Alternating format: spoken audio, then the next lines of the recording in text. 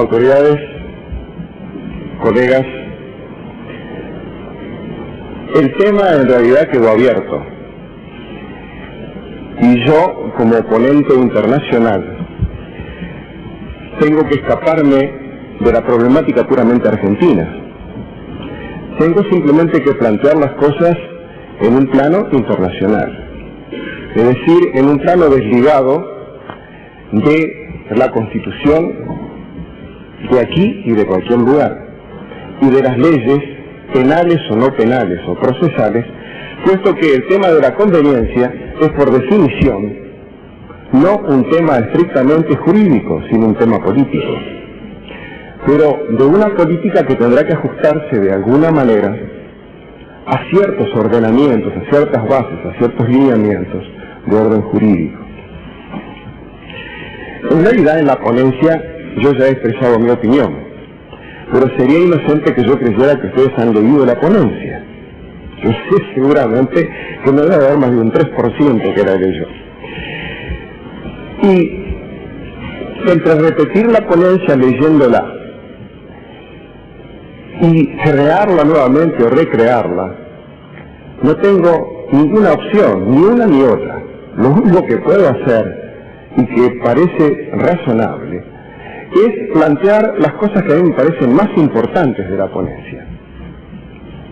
Y algunas de esas cosas importantes no están en la ponencia. Están, sin embargo, en este acto. Ustedes son un auditorio importante para mí. Y dentro del auditorio hay gente más importante todavía que la otra, y son los jóvenes. Este congreso es una enseñanza continua. Y lo que tiene que surgir de acá, sobre todo para un docente, es tratar de dar enseñanza, la mayor parte de enseñanza. Y enseñanza no son los datos, no son las informaciones acerca de cómo es el derecho comparado, ni incluso de cómo convendría resolver el problema del querellante conjunto. Enseñanza es, según lo dijo alguien cuyo nombre no recuerdo, hacer aprender a aprender. Entonces, lo más importante es que ustedes vean cómo le funcionan las neuronas y todo lo demás a un sujeto que se plantea un problema. Porque de esa manera, es decir, por el lado metodológico, ustedes quizás van a tener en el futuro algún modo de arrancar cuando tengan el problema planteado.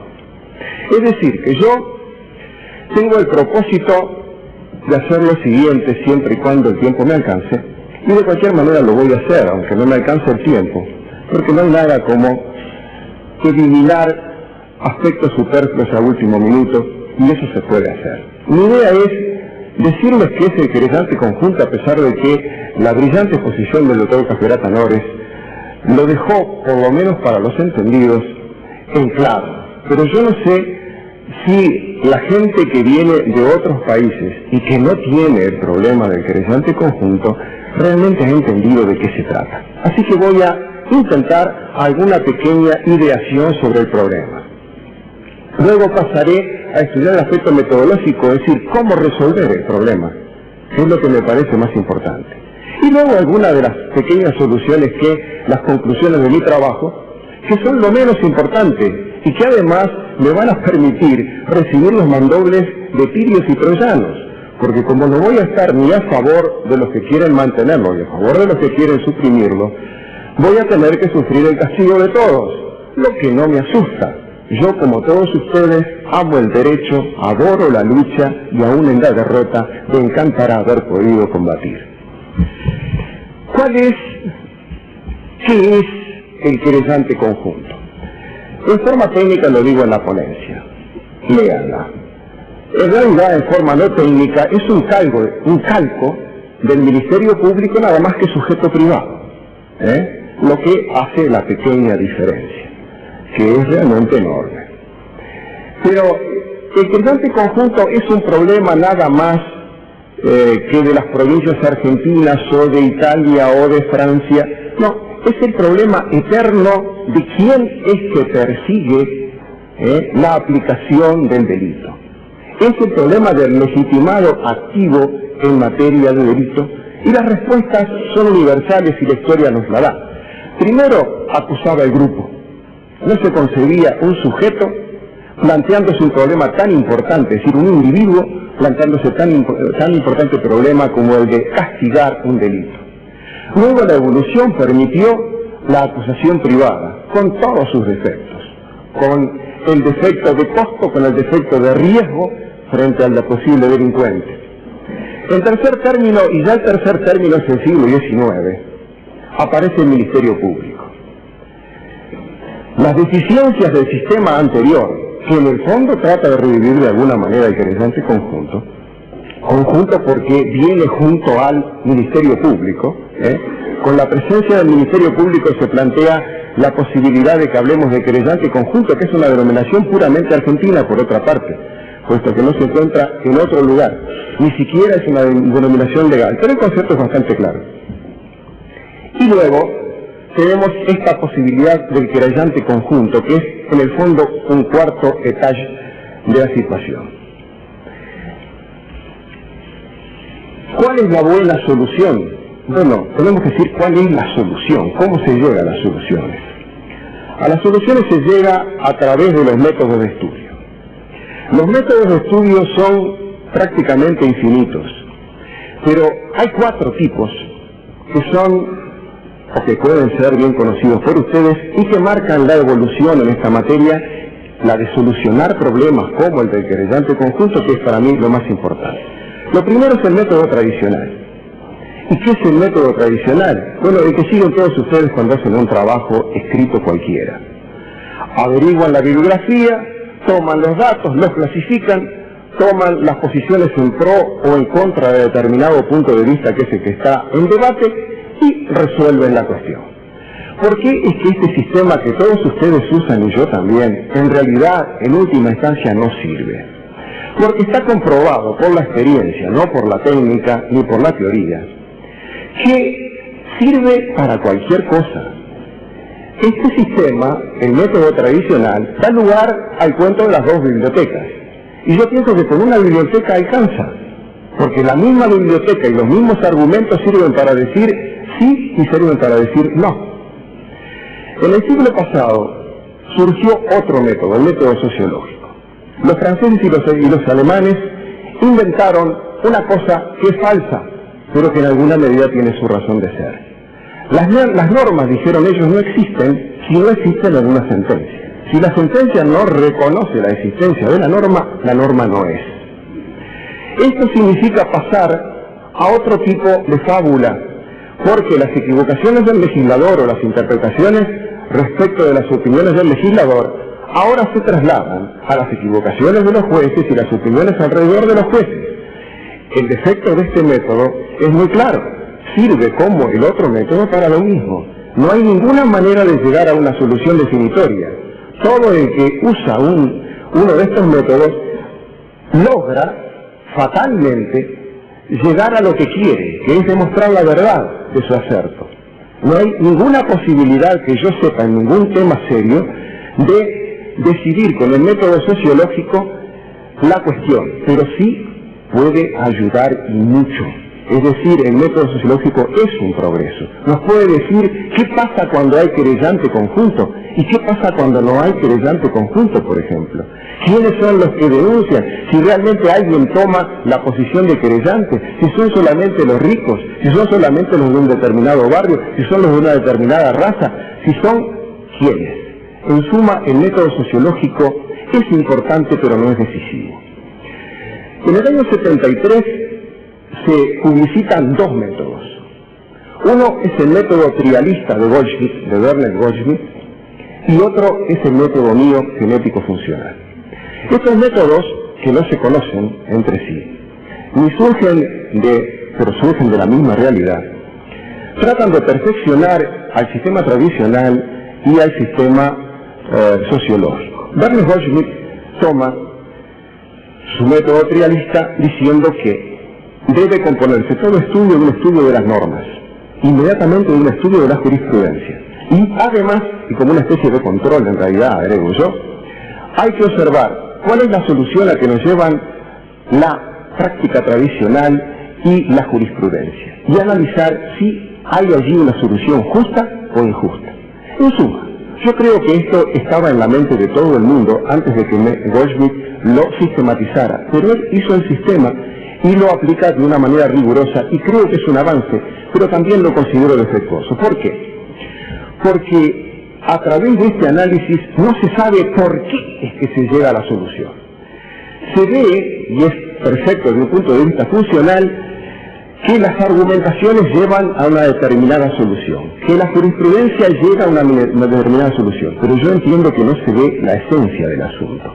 La esencia del asunto, para mí, obviamente equivocado, ¿no?, está en adoptar el otro método, el que yo llamo genético funcional, con un nombre asustante, pero que no hace nada más que reproducir las ideas generales de todo el mundo a este respecto, nada más que sistematizándolas. ¿Qué quiere decir método genético funcional?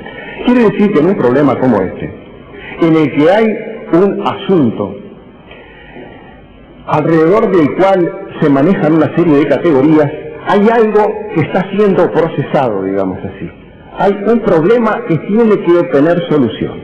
¿Y de dónde hay que obtener la solución? No de afuera, de adentro. ¿Cuál es el problema? El problema es que del delito, dicen los códigos, surge una acción penal y una acción civil. Y que esa acción penal a veces, es decir, es divisible en dos. Es acción penal que el legislador, con su política y con los conceptos del momento o con el arbitrio del momento, llama acción penal pública, porque esa no es disponible por ningún particular. Y otro sector de esa acción penal es acción penal privada. Pongámosle comillas, ¿cómo puede haber algo que sea acción penal y sea privada? Pero el legislador lo dice y actúa en consecuencia, y eso tiene detrás toda una doctrina y toda una serie de pensamientos, hay que seguirlo. Eso es lo que se está manejando. El problema que va a aparecer en el proceso penal es el de que hay una acción penal, quizás será pública o privada, y que hay además un problema civil, o un problema tributario, o un problema administrativo, o un problema internacional, o un problema laboral, o miles más, porque la doctrina siempre se queda corta y no nos muestra nada más que dos caras, lo civil y lo penal, lo que es mentira. Pero es lo que se regula y en consecuencia nos limitamos a esto, que esto facilita un poco el planteamiento. ¿Qué es lo que nos dice el método genético funcional? Nos dice que el objeto, es decir, el fenómeno a procesar, determina cuáles son los sujetos que lo van a procesar. O sea, si uno sabe qué es lo que es el objeto, hay que encontrar un sujeto que tenga afinidades, conexiones con eso. Porque esa es la experiencia de la ley toda vez que la observemos. La ley siempre hace lo mismo. Es decir, el legislador conecta el problema con un sujeto que va a solucionar el problema. En suma, ¿quién va a llevar adelante la acción penal? Bueno, tenemos que mirar la naturaleza del asunto. Y la naturaleza del asunto en materia de acción penal pública es muy clara. Es un asunto de carácter público. Y en todos los casos en que hay un asunto de carácter público, la legislación universal, no importa cuáles sean sus variaciones, establece una solución única, unívoca. El sujeto que debe defender eso, sujeto que se pretende perfecto en teoría, es un órgano público. Se le llame ministerio público o lo que ustedes quieran ponerle. Director de persecuciones, procurator, el nombre no hace a la cosa. Para una acción penal pública, el concepto genético es el sujeto penal público. Llegamos a este punto y diremos, bueno, ya está despachado el querellante conjunto porque no es sujeto penal público. Y yo creo que sí, que desde el punto de vista genético está despachado. Pero la tesis genético-funcional contempla no solo los fenómenos genéticos, sino también los funcionales. Es decir, cómo anda esa cosa. Y esa cosa anda de una manera o de otra, es decir, o anda bien o anda mal. Y si anda mal, entonces hay que aplicarle los correctivos. O sea, hay que aplicarle el querellante conjunto o cualquier otra cosa que se llame de una manera parecida, pero no importa el nombre, que funcione de una manera parecida. Todavía nos queda el tema de la acción civil emanada de delito, que no se puede despreciar, puesto que necesariamente se establece en las legislaciones en todas las que yo conozco, lo que puede ocurrir que haya alguna otra que disponga de manera diferente, se dispone la prejudicialidad penal. Los hechos probados en sede penal no pueden ser desmentidos en sede civil. Las responsabilidades reconocidas en sede penal no pueden ser desconocidas en sede civil. Y entonces, si aplicamos el método genético, tenemos que darle un sujeto adecuado a esta acción civil.